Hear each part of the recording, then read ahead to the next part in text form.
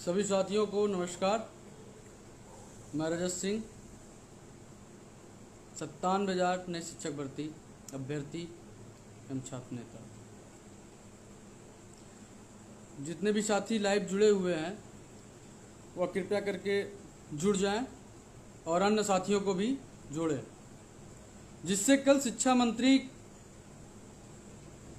से हुई वार्ता का जो निष्कर्ष है वो आप सबके बीच में बताया जाए। पहले आप सब कृपया करके जल्दी जल्दी जुड़ जाएं। हमें पता है कि आज ज़्यादा की संख्या में आप सब नहीं जुड़ेंगे। बहुत सारे साथी राजस्थान में पेपर देने गए हुए हैं, बहुत सारे साथी अभी सफ़र में भी होंगे, कल परीक्षाएं भी हैं, तो बहुत सारे साथी लाइव में नहीं जुड़ पाए। लेकिन जो साथी उत्तर प्रदेश में हैं और इस समय नई शिक्षक भर्ती 97,000 भर्ती की राह देख रहे हैं तो कृपया करके लाइव जुड़ जाएं। आप सबको पता ही होगा कि हम जल्दी लाइव नहीं आते हैं। जब भी आते हैं कुछ ना कुछ अपडेट या कोई बात या कोई चर्चा या कोई रणनीति या कोई सुझाव आप सबके बीच में लेकर आते हैं, तभी आप सबके बीच में लाइव आते हैं। अन्यथा ये रोज रोज का लाइव आना, रोज रोज के आपके बीच में भर्ती संबंधित बातों को रखना, इस चीज़ों पर ज़्यादा समय मैं भी अपना व्यर्थ नहीं करता हूँ। आपका भी समय मैं पूरा कोशिश करता हूँ कि व्यर्थ ना जाए। जितने भी देर आप हमसे जुड़े रहें, कुछ ना कुछ भर्ती मुद्दे पर बात हो और उसका निष्कर्ष निकले। और कल क्या हुआ शिक्षा मंत्री जी से वार्ता के बाद, और हम सब का आगे का क्या रणनीति होना चाहिए, आगे का क्या हमारा लक्ष्य होना चाहिए, जिससे हमें इस साल नई शिक्षक भर्ती मिल सके। उम्मीद करता हूं कि इतने साथी जुड़े हैं, इसे हर एक ग्रुप में डालें, अन्य साथी भी जुड़ें, क्योंकि लाइव आने का बस मेरा एक ही उद्देश्य होता है कि आगे के लक्ष्यों को, आगे की रणनीतियों को साझा करना।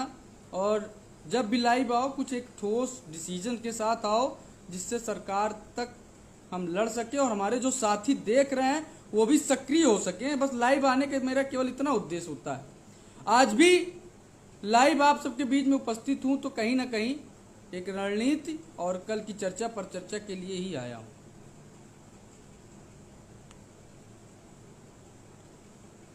हमें पता है कि बहुत सारे साथी कमेंट कर रहे हैं कि, और काफ़ी साथी मायूस भी हैं। देखिए, हमने 4 साल से सरकार से नई शिक्षक भर्ती के लिए लड़ाइयाँ लड़ी हैं। भले ही सरकार हमें भर्तियाँ नहीं दी रही, लेकिन हम सब अभी भी सरकार से डटे हुए हैं, मनोबल नहीं टूटा हुआ है। भले ही सरकार आज हम सबको भर्ती नहीं दे रही है, लेकिन हम सब भी शांत नहीं बैठेंगे जब तक एक बड़ी भर्ती बेसिक में निकलवा करके हम सब सिलेक्शन नहीं ले सकते हैं, नहीं ले लेते हैं। चलिए, बातों का जो सार है, जो हमें आप सबके बीच में करना है, उसको करते हैं। ज़्यादा लोग तो नहीं जुड़े हैं, 340-350 लोग बातों को सुन रहे हैं। कितने लोग आगे के संघर्ष में साथ देंगे, कितने लोग बातों को सुनेंगे,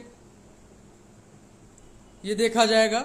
चलिए, आपको बताते हैं कि माननीय शिक्षा मंत्री संदीप सिंह जी से कल मुलाकात के लिए हर स्तर से प्रयास किया गया, जिसमें सुबह से ही हमारे साथी हम सब लगे हुए थे।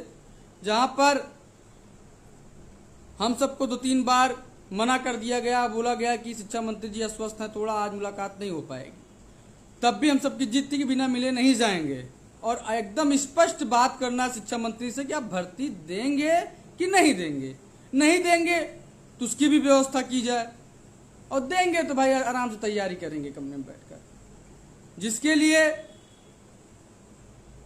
हम सबको उनके पिता एटा सांसद राजवीर सिंह जी से मुलाकात कराई गई। उन्होंने समस्या सुना और समस्या को सुनकर उन्होंने आश्वासन दिया। हमें पता ही है कि आश्वासन क्या होता है। आश्वासन तो हम 4 साल से लेते आ रहे हैं, और उस आश्वासन से हमें कोई आज तक ना फायदा हुआ ना उस आश्वासन का हमें कोई भरोसा। तब भी जिद थी, हमने कहा पहले इनसे मुलाकात कर लीजिए, फिर उसके बाद भी प्रयास जारी होगा। हमारे साथ 4-5 साथी, 6-7 साथी थे, एक केवल छात्रा थी। हमने पूरे प्रदेश में मैसेज भिजवाया कि लखनऊ से केवल 2 छात्राएं हमारे साथ खड़े रहें और शिक्षा मंत्री से बात रखने के लिए समय दें। बताइए, लखनऊ जैसे शहर में हर कोचिंगों में छात्राएं भरी पड़ी हुई हैं और सब नई शिक्षक भर्ती के लिए राह देख रही हैं, और कम से कम दिन भर में 100-200 मैसेज और कॉल आता है कि भैया भर्ती कब आ रही है। और केवल मैंने 2 छात्राएं मांगा था कि आप केवल आइए, शिक्षा मंत्री जी से बात रखिए, और उसका मतलब क्या हुआ, केवल एक छात्रा की उपस्थिति हुई, वो भी दूसरे के माध्यम से वो आए। तो इस तरह से भर्ती नहीं निकल सकती। आप सब सोशल मीडिया पे आए और आने के बाद बोलें भैया धरना रखिए, भैया धरना रखिए, तो इस तरह से धरना नहीं होता है। और घर बैठ के डिप्रेशन से भी भर्ती नहीं आने वाली है।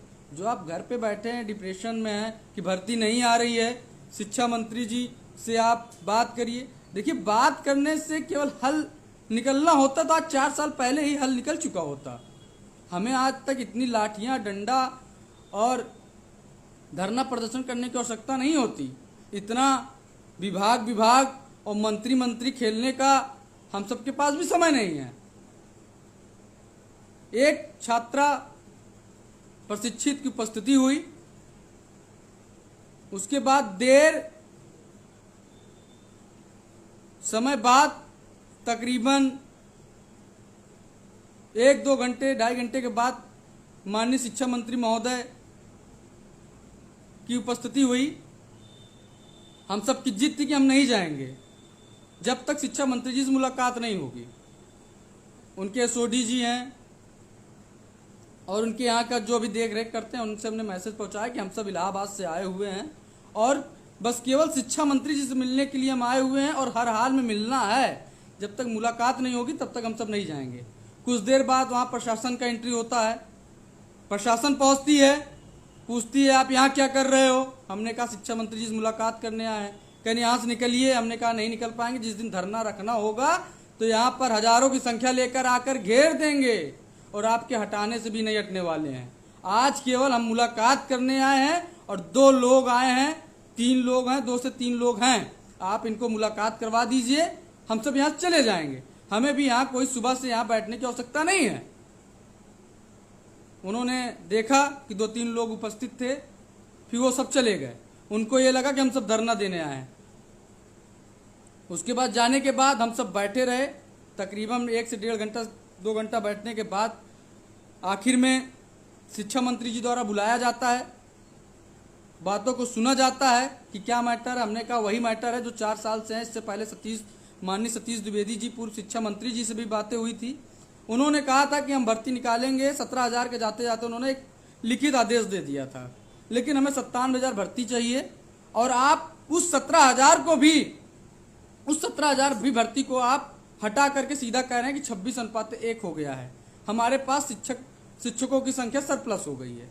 कुल मिलाकर के ये हो गया है कि हम सब बेरोजगारी का झेलना तय हो गया।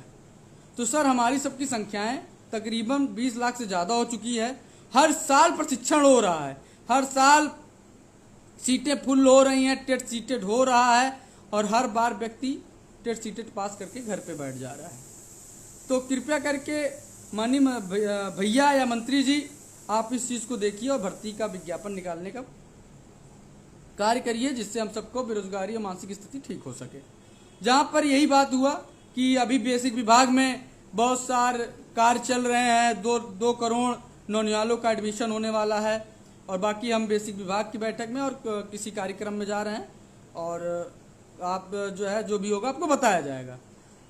इसके बाद हम सब आगे जहाँ पर उनका कार्यालय कक्ष है वहाँ पर अपना मोबाइल नंबर और नाम लिखवा करके वहाँ से प्रस्थान कर दिए। इस कार्यों में कल सारा दिन व्यस्तता रही और व्यस्तता के बाद हम सब शाम को बैठे। हमारे साथ कुछ सीनियर साथी भी थे 11-12 बैच के, उन्होंने भी अच्छा गाइड किया कि इस समय क्या स्थिति है बेसिक की और क्या करना चाहिए। काफ़ी देर विचार विमर्श के बाद हमने ये देखा कि शिक्षा मंत्री जी जो विभाग के अधिकारी बोल दें कि विभाग में पद रिक्त नहीं है, तो माननीय शिक्षा मंत्री जी कह देंगे कि विभाग में रिक्त नहीं है, पद रिक्त नहीं है। अगर विभाग ने बोल दिया कि 26:1 का आंकड़ा है तो मंत्री जी बोलेंगे 26:1 का आंकड़ा है। कुल मिलाकर के अभी इससे पहले आपने देखा होगा कि जल संसाधन मंत्री जी, क्या राज्य मंत्री जी जो थे दिनेश कटिक जी वाला हाल है। अधिकारी अपनी मनमानी कर रहे हैं और नेतागण जी है अपना सिग्नेचर करके अपना दायित्व निभा रहे हैं। काफी साथी भी जुड़ जाते हैं फेसबुक पे, हमें पता है कुछ साथी हमसे नाराज भी रहते हैं और कुछ साथी हमसे अत्यधिक लगाव के पन से कभी कभी रुष्ट भी हो जाते हैं कि हम आपसे सोशल मीडिया में क्यों नहीं जुड़ पाते हैं, हम आपके फ़ोन क्यों नहीं उठा पाते हैं, हम आपके मैसेजों का रिप्लाई क्यों नहीं दे पाते हैं। देखिए साथियों, आपका भी समय बहुत अमूल्य है, हमारा भी समय बहुत अमूल्य है। स्थिति हर समय एक परिस्थिति नहीं होती है। 4 साल हो गया है, बहुत सारे साथी मानसिक तनाव में हैं, हम भी मानसिक तनाव में होंगे। आप देख रहे होंगे राजस्थान का पेपर आया, बिहार का आया, हर जगह के पेपर आ रहे हैं, लेकिन हमने हमेशा से एक जिद रहती है, उस जिद पे ही आज तक मैं यहां इस स्तर पे हो गया हूं। जिद था कि डीएलएड कर रहा हूं तो प्राथमिक में नौकरी लेना ही लेना है, और प्राथमिक में नौकरी नहीं मिलेगी तो उसके आगे हम नौकरी करना भी नहीं है। ये 2 लक्ष्य बना के चला है और चलेंगे। बेसिक विभाग में अगर डीएलएड उत्तर प्रदेश से किए हैं तो उत्तर प्रदेश की ही नौकरी हम लेंगे, वो भी 57,000 नई शिक्षक भर्ती, प्राथमिक शिक्षक भर्ती, और हर हाल में विज्ञापन निकलवाने के लिए तत्पर हैं और तत्पर रहेंगे। लेकिन समय का बहुत कीमती होती है। अगर हमने गलत समय पर अपने गलत निर्णय की वजह से लड़ाई लड़ते हैं तो बहुत सारे साथी निष्क्रिय हो जाते हैं। मंत्री जी की बातों से यही लगा कि वो अधिकारी के फेवर में है, जो अधिकारी बोल दिए उसी पे वो काम करेंगे, उसी पे उनको तय है। अब हमको सबको क्या करना है? इस समय मौजूदा जो सरकार है, अधिकारियों पर ज्यादा भरोसा है, मंत्रियों पर कम। आप देख रहे होंगे इससे अभी हाल ही में बहुत सारे बदलाव हुए, बहुत सारे सोडी बदले गए, बहुत सारे इस समय अधिकारियों की बातों को माना जा रहा है। बहुत सारे मंत्री नाराज चल रहे हैं, मंत्री अपने मन का कर नहीं पा रहे हैं। वहां पर बैठने के बाद भी हमको जो चीज निष्कर्ष निकला, आपको मैं कल ही की एक घटना बताता हूं। माननीय शिक्षा मंत्री जी महोदय जी के कार्यालय पर हम थे, हमारे साथ और भी कुछ फरियादी थे जो अपनी समस्याएं लेकर आए थे। जैसे इटावा के भाजपा नेता जी थे, वो अपने घर का ट्रांसफर करवाना चाह रहे थे और उनका कुछ बेसिक से कुछ काम था, उनका मैं नाम नहीं बताना चाहता हूं, वरिष्ठ नेता हैं। वो भी आए थे कि हमारा ये काम बेसिक में हो जाए। तो उनका जिस हिसाब से जवाब था, उसका जवाब ये था कि अधिकारी जाने और माननीय मुख्यमंत्री जी जाने। अब यहाँ पर एक सवाल ये आ जाता है कि बहुत सारे लोग हमसे ये कहते हैं कि आप माननीय मुख्यमंत्री जी से मिले। बहुत सारे कमेंट्स मैं देखता हूं कि आप शिक्षा मंत्री जी से क्यों मिल रहे हैं, इनके बस की बात नहीं है, आप अपना समय जाया ना करिए, आप धरना प्रदर्शन करिए। 2 चीज़ों की हमें ज़्यादा सकारात्मक चीज़ें निकल के आती हैं, एक माननीय मुख्यमंत्री जी से मुलाकात का, और दूसरा कि आप जो है शिक्षा मंत्री जी से कुछ नहीं होगा, आप जो है सीधा विभाग से डटे रहिए, धरना प्रदर्शन करिए। चलिए इस 2 मुद्दे पे बात ही कर लेते हैं। पहला, माननीय मुख्यमंत्री जी से कैसे मिला जाए। जनता दरबार में हमने 2-3 बार प्रयास किया, नंबर नहीं आया। अगर आपके पास कोई लिंक है तो आप हमें मिलवाइए, हम जरूर उनसे मिलेंगे, लेकिन ऐसा हो नहीं पाएगा। बहुत सारे लोग माननीय मुख्यमंत्री से मिलना चाहते हैं, बहुत सारे संगठन के लोग मिलना चाहते हैं, लेकिन समय नहीं मिलता। समय तो केवल संजय दत्त जी को मिल जाएगा, कंगना रनावत जी को मिल जाएगा, क्योंकि उससे ही उत्तर प्रदेश का विकास होना है। भाई बेसिक के पढ़े लिखे नौजवान छात्र नेताओं से बात करने से कहाँ विकास होगा उत्तर प्रदेश का। तो इस तरह का कमेंट जो साथी करते हैं, पहले चीजें इस चीज को समझ लें कि माननीय मुख्यमंत्री जी से मिलना कोई छोटी बात नहीं है। अगर कोई मिलवा सकता है तो हमको फोन करे, हम मिलने के लिए तैयार हैं, लेकिन हमें पता है कि हम नहीं मिल पाएंगे। हमने 2-3 बार जनता दरबार में प्रयास किया, नहीं मिल पाए। अब बात आती है धरना प्रदर्शन की।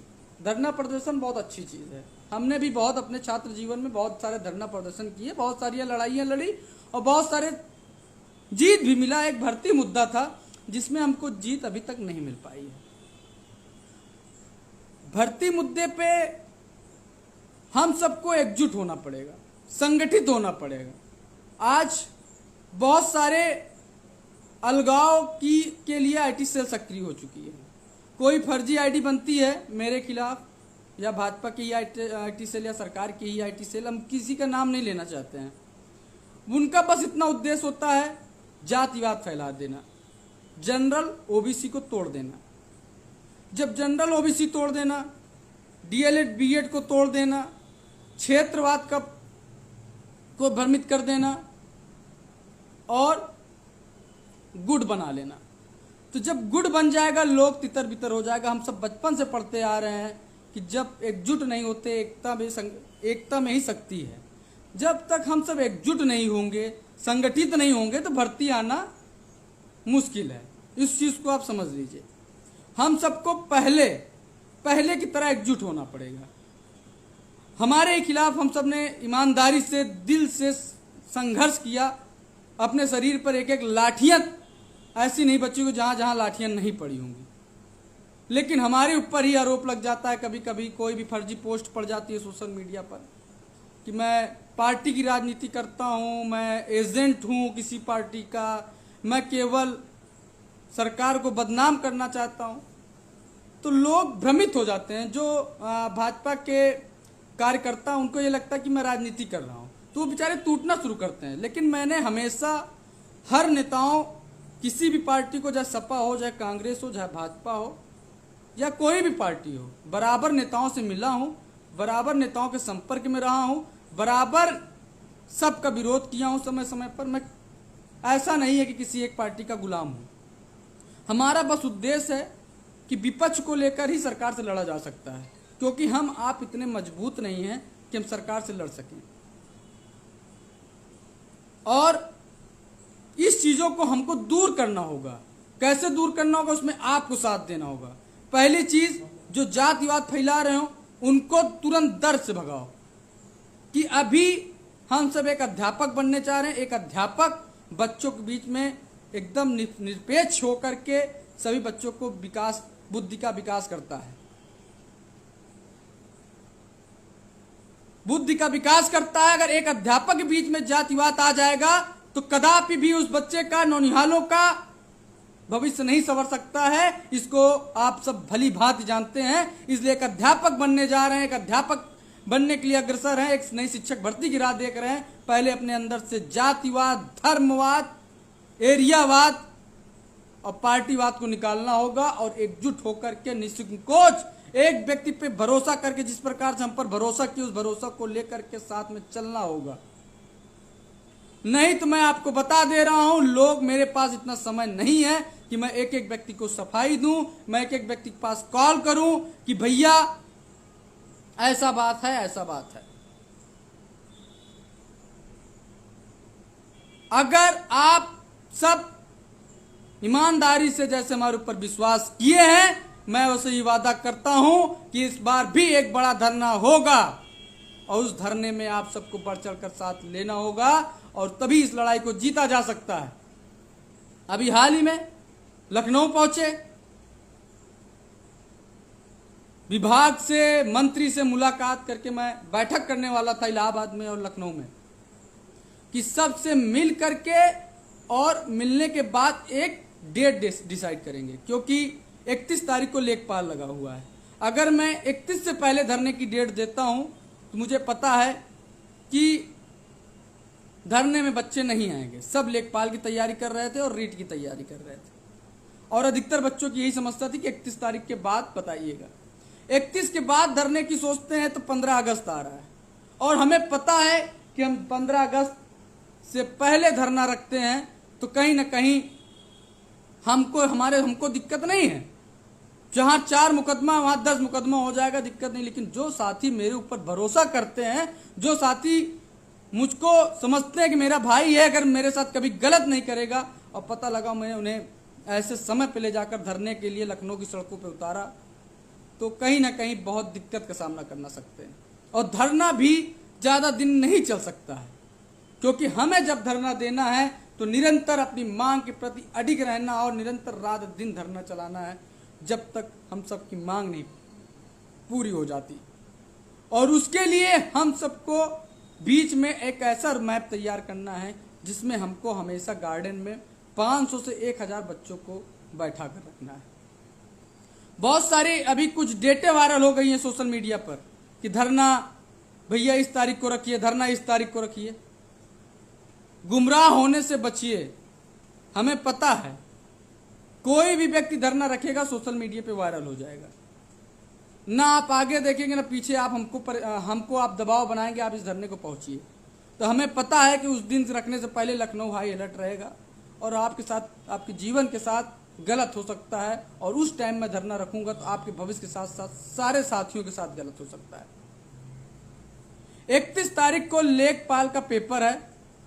जैसे ही लेखपाल का पेपर खत्म होगा, कम से कम बेसिक विभाग, डीएलएड, बीटीसी, अन्य विभाग के जितने भी अन्य जो कोर्स करके प्राथमिक में आना चाह रहे हैं, उनके कम से कम 50 से 60% छात्र फ्री हो जाएंगे, जो नई शिक्षक भर्ती धरना के लिए अग्रसर होंगे। इलाहाबाद में सारे जितने भी बैच के प्रमुख नेतागण होंगे, जितने भी संगठन होंगे, सबको एकजुट करके 31 के बाद एक बैठक इलाहाबाद में होगी, एक लखनऊ में होगी। उसके बाद एक डेट डिसाइड करके आर पार की जंग के लिए आह्वान कर दिया जाएगा। और उस दिन आपको बढ़ चढ़ कर पहुंचना है, क्योंकि जल्दबाजी में लिया गया निर्णय एक दिन हमारे हार का कारण बन जाता है। साथियों, बहुत सारे साथी हैं हमारे साथ जुड़े हुए हैं। धीरेन्द्र जी जुड़े हैं, हरिओम जी जुड़े हैं, पंकज जी जुड़े हैं। मैं देखता रहता हूं आप सब काफ़ी सोशल मीडिया पे एक्टिव रहते हैं, काफ़ी हमसे हर कमेंट पे प्रश्न भी पूछते रहते हैं।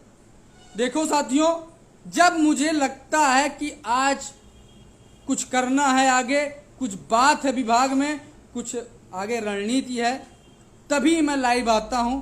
अगर आप सोच रहे होंगे कि धरना देने के बाद मैं गायब हो जाता हूं, मैं क्यों नहीं आता हूं आपके पास, मैं रोज़ कुछ अपडेट देता रहूं, तो मैं कोई यूट्यूबर नहीं हूं, मैं कोई मीडिया नहीं हूं, मैं कोई सोशल साइट का मेंबर नहीं हूं कि मैं सारा दिन आपको भर्ती संबंधित अपडेट देता रहूं। बस जिस दिन सरकार से आह्वान होगा उस दिन मेरा लाइव आना होगा, जिस दिन आर पार की लड़ाई होगा उस दिन आना होगा, जिस दिन मुझे कुछ जानकारी देना होगा उस दिन लाइव आना होगा, उसी दिन मैं भर्ती संबंधित बात को रखूंगा और आर पार की जंग के लिए ऐलान करूंगा।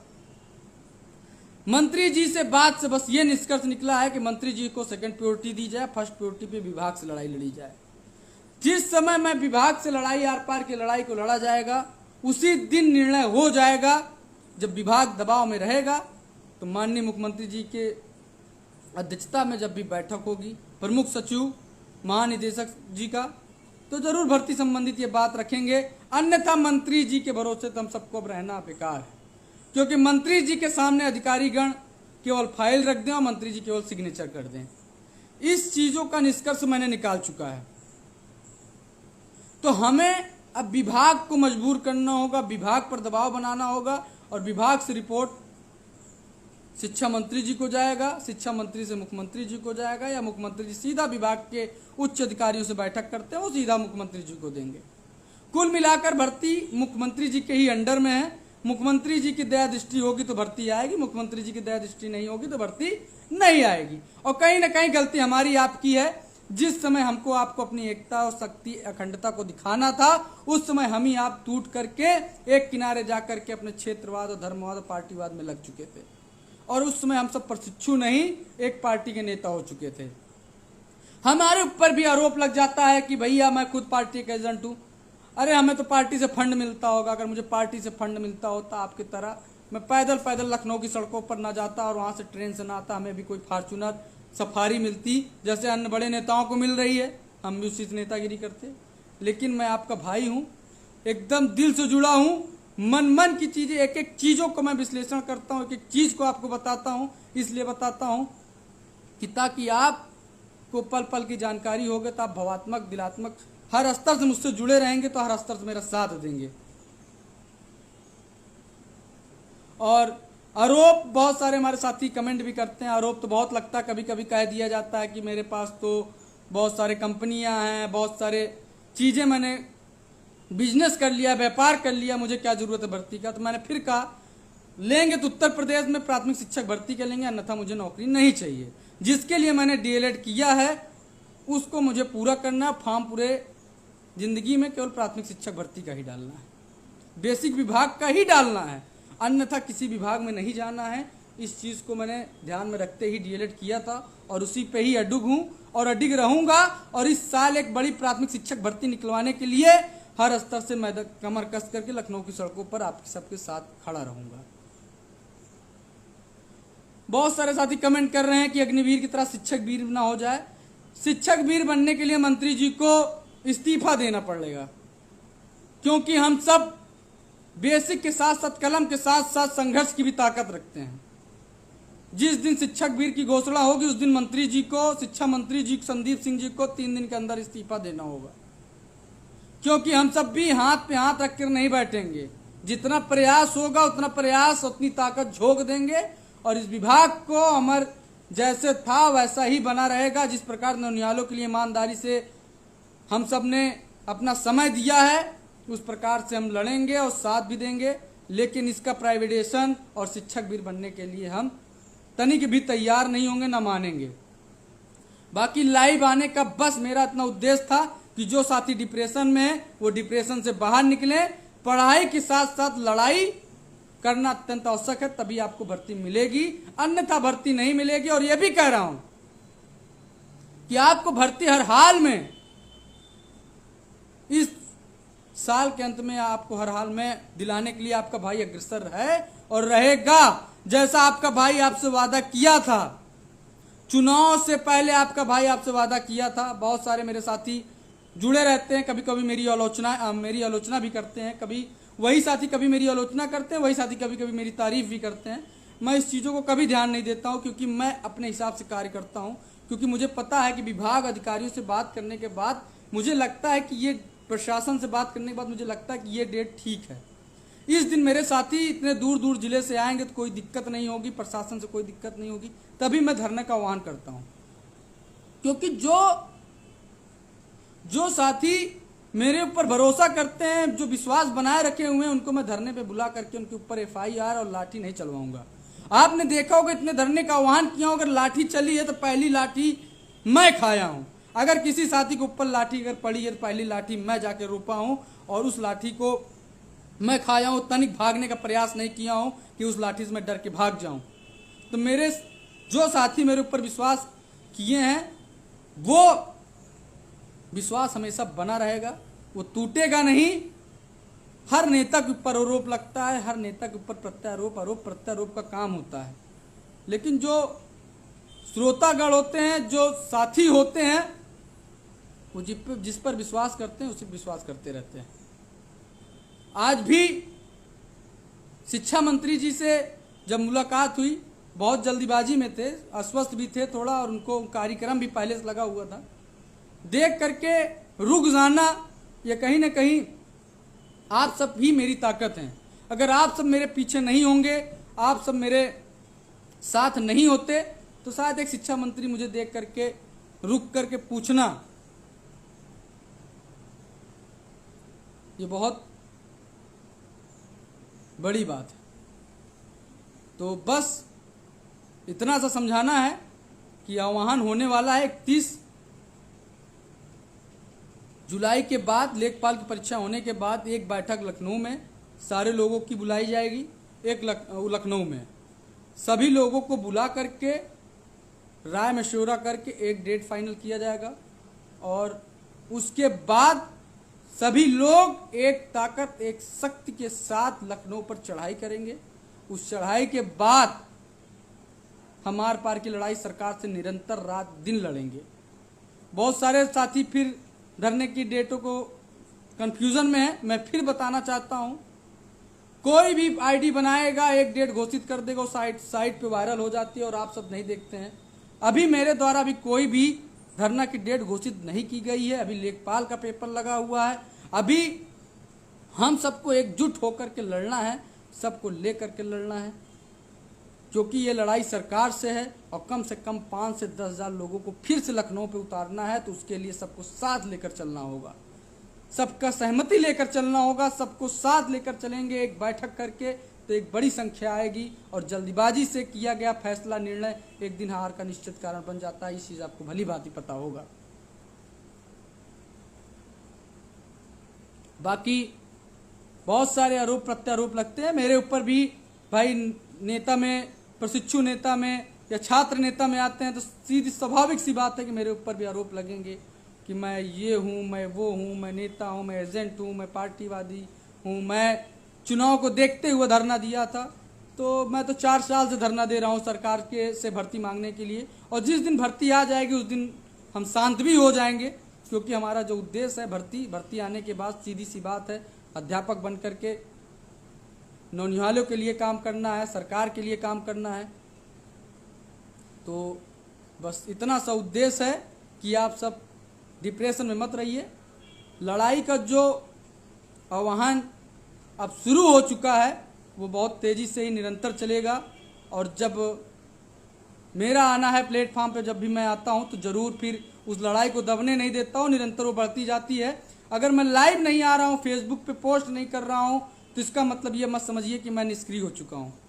मैं आंतरिक रूप से काम करता हूँ, ज़्यादा सोशल मीडिया पर कार्य इसलिए नहीं कर पाता हूँ कि कुछ नई चीज़ हो, कुछ नया कार्यक्रम हो, कुछ नई चीज़ें हो जो आप सबके बीच में बताएं, और रोज़ रोज़ आकर के लाइव आकर के आपसे कहें, भर्ती मुद्दे पे बात करें। आपका भी समय इस बेरोजगारी के समय में आपका भी समय बर्बाद करना और अपना भी समय बर्बाद करना कहीं ना कहीं बहुत ख़राब है।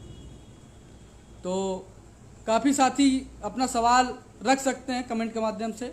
मैं एकदम निष्पक्ष रूप से हूँ। कोई मेरे बारे में गलत भी बोलता है तो मैं उसको भी संतावना, उसको भी समझाने का प्रयास करता हूँ। कोई तारीफ करता तब भी उस पर भी उसको भी समझाने का प्रयास करता हूँ। बस मेरा उद्देश्य बस ये है कि मैं अपने साथियों को सही दिशा में ले जाकर के भर्ती निकलवा सकूँ। नेता उसी को कहते हैं, नेतृत्व करने वाले को, एक कदम चलकर आगे चलने वाले से आने वाली हर मुसीबतों से बचा करके उसका हक अधिकार दिलाने वाले को ही नेता कहते हैं। तो मेरे साथ काफ़ी साथी जुड़े हुए हैं, तो बस मैं इतना आपको आश्वस्त करता हूं कि इस वीडियो को अन्य साथियों तक पहुंचाएं। बहुत सारे साथी डिप्रेशन में हैं, बहुत सारे साथियों का फ़ोन आता है कि कल मंत्री जी से क्या बात हुआ। मंत्री जी से मैं हाल चाल लेने नहीं गया था, बस एकदम स्पष्ट रूप से बात करने गया था कि आपका अनुपात समानुपात पे क्या विचार है, आप भर्ती देंगे कि नहीं देंगे। बस 2 बातों को मैंने पूछा था, और वहाँ बैठे बैठे थोड़ा बहुत ज्ञान आ गया कि शिक्षा मंत्री जी का इस समय क्या वजूद है, क्या भर्ती निकाल सकता है कि नहीं निकाल सकता है। कुछ लोग कहते हैं पीएबी की रिपोर्ट आई है, उसमें काफ़ी पद खाली हैं। कुछ लोग कहते हैं 51,112 पद का सुप्रीम कोर्ट में हलफनामा था, उस पर क्यों भर्ती नहीं दे रहे हैं। कुछ लोग कहते हैं 17,000 पूर्व शिक्षा मंत्री घोषित करके गए थे, वो भी भर्ती नहीं दे रहे हैं। तो आपको बता दें, ये जो विभाग है इस समय, जो बेसिक विभाग है, ये माननीय विजय किरण आनंद जी चलाते हैं, और विजय किरण आनंद जी जो लिख दिए वही आदेश है, वही भर्ती है, वही सब कुछ है। कुल मिलाकर के सर्वोसर्वा माननीय विजय किरण आनंद जी हैं। वो चाहेंगे तो भर्ती निकलवा देंगे, वो चाहेंगे तो नहीं निकालेंगे। और 31 के बाद माननीय विजय किरण आनंद महोदय से ही बात करने के लिए अब अग्रसर होंगे। ना अब कोई मंत्री जी, अब ना कोई संतरी जी, ना कोई कुछ। अब केवल एक ही मुद्दा, एक ही मांग और एक ही जगह मांग, माननीय विजय किरण आनंद जी। हम सीधा अधिकारियों से बात पहुंचाएंगे, वो जाकर चाहे मंत्री जी को पहुंचाएं, चाहे वो मुख्यमंत्री जी को पहुंचाएं। अब वहीं से लड़ाई जारी होगी और इस लड़ाई को अंतिम रूप से जीता जा सकेगा। विजय किरण आनंद जी से भी मुलाकात हो गई, और इससे पहले भी हुआ था, इसके बाद भी हुआ। कोई सकारात्मक चीज़ें नहीं हैं। अभी वो अनुपात समानुपात में उलझे हुए हैं, 26:1 अभी बेसिक में है, जबकि 2 करोड़ अभी नौनिहालों का एडमिशन पूरा होने वाला है, और इनका भी आंकड़ा और अनुपात नहीं पूरा हुआ। तो कुल मिलाकर के भर्ती का भी माहौल विजय किरण आनंद जी बता पाएंगे। तो कुल मिलाकर के आप 31 तारीख को लेखपाल की पेपर दीजिए, और इलाहाबाद में जब हम बैठक करें तो उसमें आप बढ़ चढ़ कर हिस्सा लें। और विशेष तौर पे मैं जो महिला छात्राएं हैं जो भर्ती के लिए बहुत परेशान रहती हैं, जो बहुत अत्यंत परेशान है, मैं देखता रहता हूँ, तो कम से कम वो भी छात्र के साथ बढ़ चढ़ करके उपस्थिति दर्ज कराया करें। मनोबल उससे ऊंचा होता है और हम सब भी जब भीड़ को देखकर उत्साहित होते हैं और सरकार से लड़ने के लिए प्रेरित होते हैं। तो कुल मिलाकर के 31 के बाद इलाहाबाद में बैठक करेंगे और लखनऊ में। आप सब बढ़ चढ़ कर हिस्सा लीजिए। एक डेट घोषित करना है और यहीं से ट्रेन भर भर के लखनऊ पहुंचना है और जा करके बैठ जाना है। उस समय की रणनीति को हम उस समय बताएंगे क्या करना है। अभी पहले से बता करके बुलावा दुश्मन को नहीं देना है।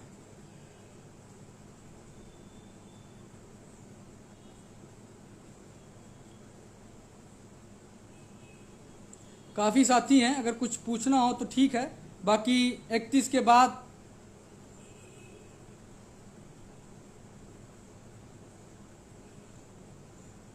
कुछ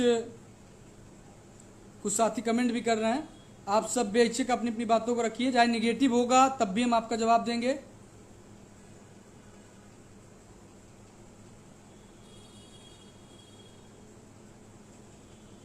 हर हाल में इस साल भर्ती निकलवाने के लिए प्रेरित होंगे, संघर्षरत होंगे, हमारे साथी भी होंगे। कुछ साथी,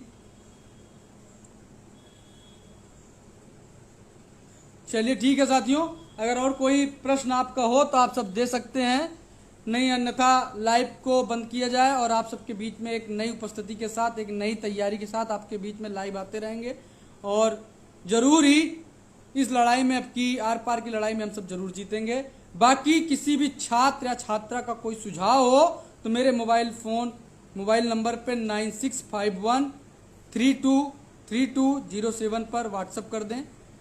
उस बात पे, उस तैयारी के साथ हम सब फिर एक बार मैदान में आएंगे। किसी का कोई भी सुझाव हो तो मेरे संपर्क सूत्र व्हाट्सएप नंबर पर भेज सकता है, जिससे आगे की लड़ाई में सुधार किया जा सके, विचार विमर्श किया जा सके। बहुत सारे साथी कह रहे हैं कि आप बीच बीच में लाइव आया करिए, हिम्मत मिलती है। देखो साथियों, जैसे बीच बीच में लाइव आने पर कुछ लोगों का ये लगता है कि लाइव आकर मैं उनका समय बर्बाद कर रहा हूँ या कुछ उनका समय भी बर्बाद हो रहा है और मेरा भी कहीं ना कहीं आप सबके बीच में समय की कीमत की वजह से आपके बीच में नहीं आ पाता हूं। लेकिन ज़रूर आप सबके बीच में अब लगातार बना रहूंगा, क्योंकि अब लड़ाई का आगाज हो चुका है।